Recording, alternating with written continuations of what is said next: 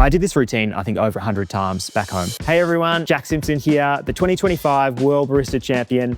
I feel like your entire sensory panel of judges were all like bawling, so like trying to keep their judging face. I did this routine, I think, over 100 times back home, and the words lost meaning. And then on stage, I was fighting back tears the whole round. You know, a lot of emotions come with barista competition, a lot of stress and anxiety, but I'm glad this is a routine that won. It's amazing. A huge congratulations again. Thank you, mate. I appreciate it. Hello, everyone. Welcome to a special edition of Coffee Break. My name is Ben Bicknell. I judge people at coffee competitions, which I've been doing all week here in Milan. And this is It's Just Coffee. And I'm joined here by a very special guest, the latest World Barista Champion for 2025, Mr. Jack Simpson from Axil Coffee. Welcome. Thank you, Ben. Appreciate it. Thanks for making some time for us in amongst the whirlwind. My absolute pleasure. It is a whirlwind, isn't it? Yeah, well, I mean, I haven't really settled yet. It's not even 24 hours and it's still hard to comprehend. It's crazy. It must be such a weird trajectory of you've been training and working kind of towards this for how many years? I would say, 8 years. The last 3 years I really had my eyes on the goal. Yeah. But it's a combination of 8 years all put together for this one moment. And it's weird because I've had this thought for so long and all of a sudden it's here. It's like, okay, what now? So yeah. I know we had Dale Harris, the previous World Barista Champion, on the podcast before, and he was saying it was like a 9-10 year journey for him. Yeah. And he got to Worlds once and won it. And he's like, thank goodness. And he said, no one should be doing the same thing for 9 years. No, of course. Is there a little bit of a sense of relief that there's going to be some closure and new things? You know what's interesting? I actually had the opposite thought last night. I was chatting to Matt, my coach, and I was like, I'm actually sad that I'm not doing this again. Yeah. Which it's such a lot of emotions come with barista competition, a lot of stress and anxiety, but something I've loved for so long. And it's the part of me is sad that I won't do it again. So yeah. It is a weird little bubble, really, isn't it? Of you have to be living in it to perform at such a high level again and again. Yeah, of course. I spent the last 4 months basically every day training for this. Yeah. But before that, it's every day we're still thinking about ideas. We're thinking about what coffee to get. We're trying new things and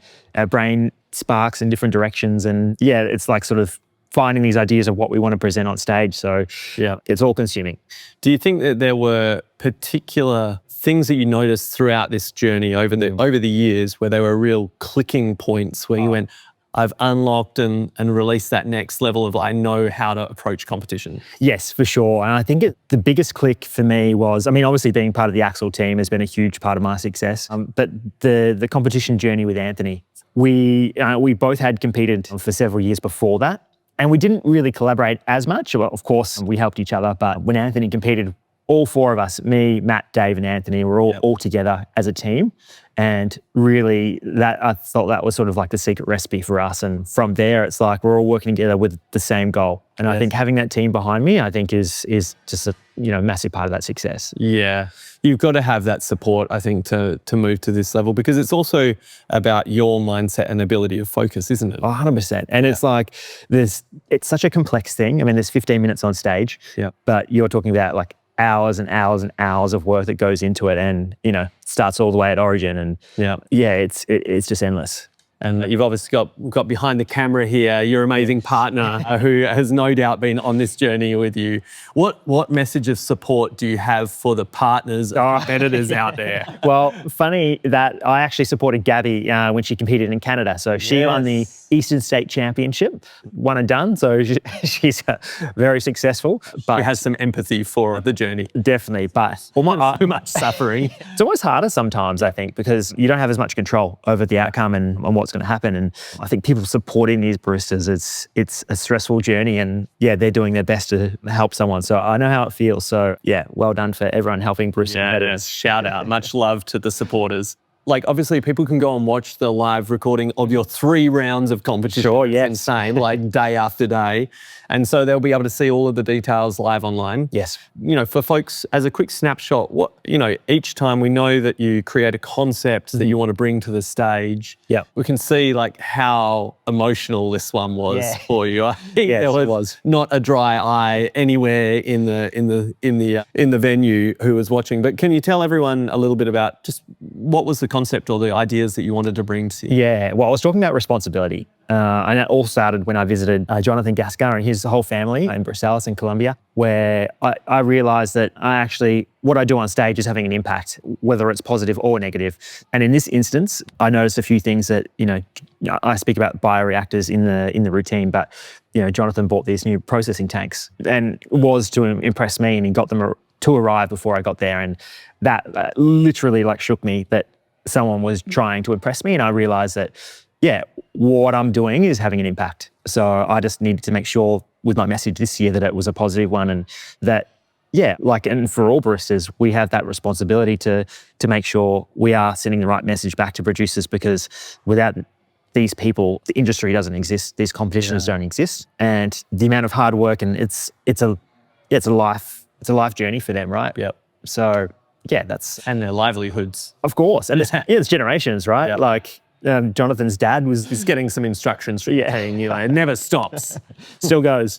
But, Jonathan's parents were there, and, they started the farm, and his parents had the farm before them as well. So, I could stop being a barista tomorrow if I wanted to, but to give up their livelihood is unthinkable. So that's where a lot of the hard work is done. So what do you think, aside from competitions, are there particular areas of responsibility that you kind of see us in the coffee industry, whether it be a roaster or baristas, that you'd like to see people taking or having more awareness about? I think in specialty coffee, I think we're doing a great job at the moment, but we could always do better, right? And, you look at wine, every wine bottle has a producer, has where it's grown, has a lot of information about it. Yeah. And we have sommeliers in restaurants that tell us all about this. And I think we as baristas need to try and absorb as much information as we can to share that message. And I know, obviously, I'm very privileged to be able to go over to Origin and visit these farms, and not everyone gets that opportunity. But, you connect with your roaster and understand where this coffee has come from and the journey that it's gone on, and relay that to customers. Because I think once they understand the importance of that, I think that's really important. Yeah.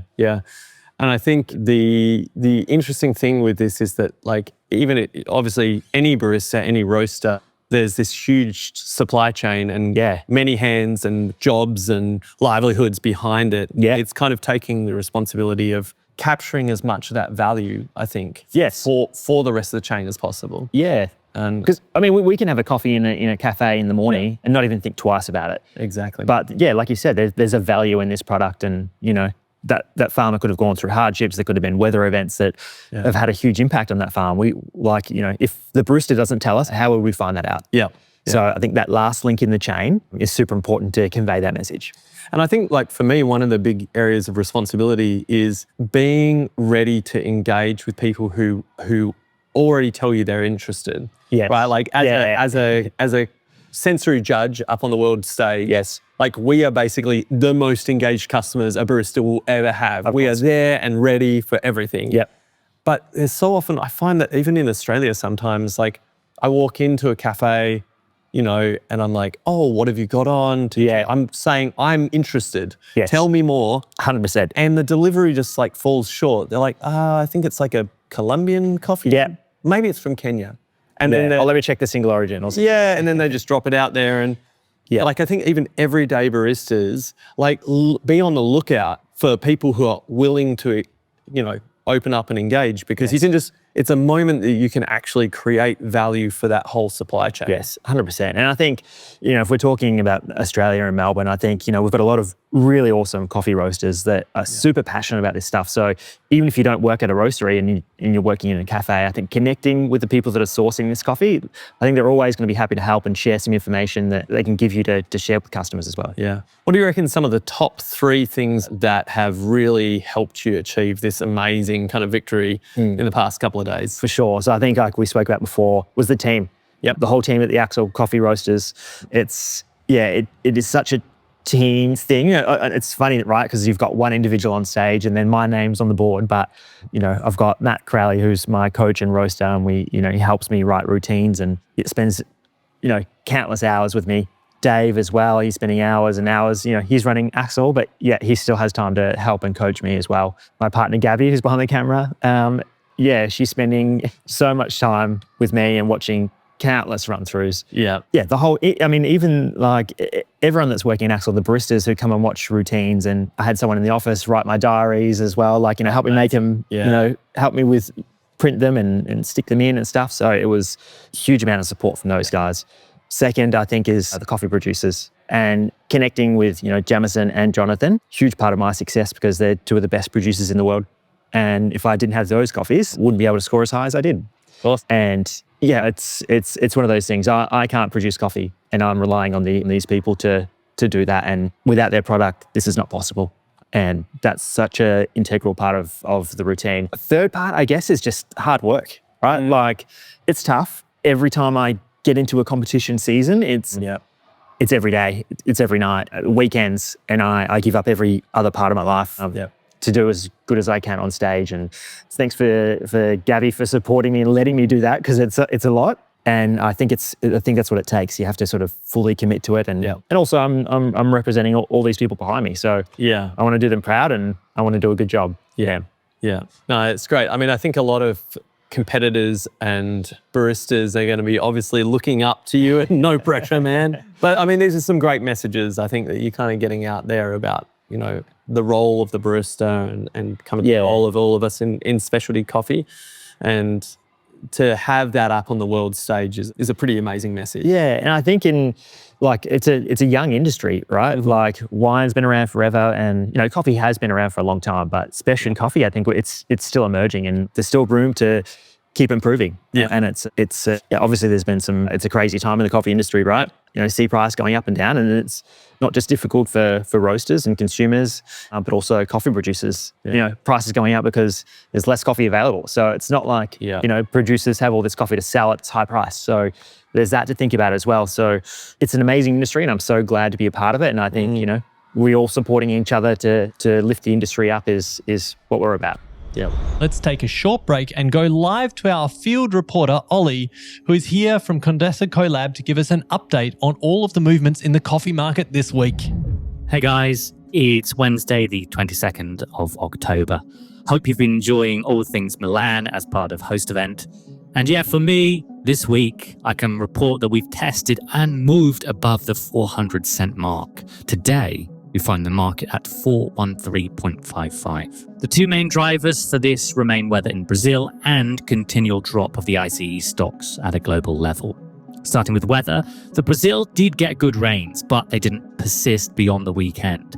And ideally, you'd want a more solid month of stronger rain, which we're not getting, to set the flowering. This, of course, will cause a negative impact on future crops, and it feeds into that sort of scarcity negative narrative, which has been providing support to the market to get these levels. Also supporting this idea is those ICE stocks, which are now at 464,000 bags, with only 5,500 bags still pending to be graded. That is a significant drop from last week, which again is supporting this idea of scarcity. On top of this, a weak US dollar also supports a higher market price. From my side, keep flexible. Advice is thinking outside the box for new components. You might find micro lots are actually cheaper than your blenders, and make sure you're well forecasted and have coffee to roast. Guys, that's it from me really this week. All the best. Back to you wherever you are. Thanks, and of course, it's just coffee. That's it from me. Is there something that was in your routine or that you saw or heard about on stage that you're most excited about seeing flow out into cafes? Yeah, I mean, hopefully, obviously we've been speaking out the message a lot, but I think it's just conveying that message from, having that responsibility of sharing the producer's story. So hopefully that has a bit of an impact. Yep. Obviously, I used the Wave machine again this year, which is an interesting piece of equipment. Yeah, I think I've already seen that sort of trickle out into cafes as well. One thing as well I've used for the last 3 years that I haven't really spoken about much is the vibrating table. I love that thing, and I think it's the best way to make coffee. Yeah. It takes a bit of practice to get that method right, but I think vibrations, I think it's good for espresso. And because you literally put the portafilter on this vibrating plate for like 1-2 seconds, right? It's like on, off in your routine. Yeah. But you think that could be really lift kind of an average quality for distribution in the portafilter basket? 100%. It's very specific the way you approach it. Obviously, I'm using the Weiss tool to distribute the grinds first. So I've got a level bed and then I'm vibrating. And I think it's just producing just a higher quality espresso on average And it was interesting. I had one of the other competitors say to me, I know the vibrating table makes better coffee. And I said, oh, why? He goes, well, you've used it for a second, you brought it back. So I'm like, okay. You would have abandoned it. Exactly. Like, nah, it's a little bit of fluffy stuff. Yeah. Yeah. So yeah, I think it's just producing a more even extraction. All right, so we might start to see some accessories coming out, vibrating tables out there in the world. So you competed 3 times this last couple of days. Yes. Back to back, opens, semi-finals, finals. Did you have a favourite performance? Did you have a favourite run? I think the first run was my favorite. It was such an emotional routine for me. And I did this routine, I think, over 100 times back home. Yeah. And the words lost meaning. Now, at the start, it was very emotional, and then they just drifted away. So they just felt like words. And I was actually here at Bugan, little training facility around the corner that Danny lent me. Thank you, Danny. Appreciate it. And I invited Juan Pablo from Lojas to come and watch a routine. And he works with Jonathan and exports his coffee and is a big part of the team. And he knew all about the journey. And I was in front of him for about 10 minutes, bawling my eyes out. I couldn't start my routine with him. And then on stage, I was fighting back tears the whole round. And I'm so glad I did it. But yeah, as the rounds progressed, I felt more confident I could deliver it without letting the emotions affect me as much. Yeah, yeah. It was really obvious how deeply you felt about it. And then, the amazing thing was, it was so obvious that the crowd was in tears. I feel like your entire sensory panel of judges were all like bawling. So like trying to keep their judging face, like I'm a professional. But it's great. I mean, these are the emotional, people-centered kind of things. That And I'm so happy as well because, I love competing and I've always felt, connection with my routines. But this year was different. This actually came first before. The idea came before I wanted to actually compete again. So you'd almost wanted to step back from competing, right? 100%. And so once I had that thought process, it was, it just felt so purposeful. And I was, I'm glad this is a routine that won. Yeah, it's amazing. A huge congratulations again. Thank you, Nate. I appreciate it. Well, we're looking forward to having you back in Australia, bringing the trophy home. Yes. It's going to be pretty exciting to see. I think Australia is now the country that's won the most World Barista Championships. We'll take that on. We'll take it. Incredible hard work. Hopefully you get some well-deserved time off. Yeah. It's a kind of a crazy environment for the next year for the world champion, is that you've got all these opportunities open up as well. For sure, I'll see what comes, but I'm looking forward to it, and hopefully I can be a good ambassador for specialty coffee, and that's what I'll try and do for the next 12 months and share that message and do what I can. There's no doubt that you'll be spreading some amazing messages, mate. Thanks, Ben. Want to finish up with, we've already given a lot of great shout outs here to your partner, to the Axil team, but we do this a little bit on the podcast of like just sharing a little bit of love, maybe to some of the more underexposed, underrepresented folks who are involved. Is there anyone in particular you like to give a shout out to that deserves a bit of love? Yeah, I think, 2 groups of people. Jonathan's family and Jamison's family, who came all the way from Panama and Colombia. So Jonathan's parents came, his brother came, like they all came. So that was it was such an honor that they did that. Yeah. And also my family as well. My brother, sister, my parents came all the way from Australia just to support me, and my partner, Gabrielle, who spent every single hour with me. So my whole family, thank you so much. I appreciate it. Incredible. Great work, everyone. Well, huge congratulations again, Jack. Enjoy it, soak it in, and I look forward to having a coffee with you soon. Yes. Thanks, Ben. Cheers, mate. Cheers. Cheers.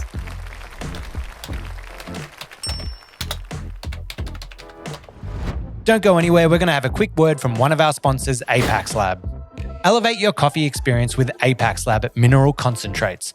Apex Lab's precision-engineered formulas, including tonic, jam, and lilac, are designed to enhance the coffee's natural flavors. Not going to change it, it's just going to enhance it. It's going to bring out the vibrant acidity, the rich sweetness, or if you use lilac, it might bring out those delicate floral notes that you've been looking for. Trusted by world-class cafes and even barista champions, Apex Lab helps you unlock your coffee's full potential. Discover more at apexlab.com. Wait, where was that again, Sonam?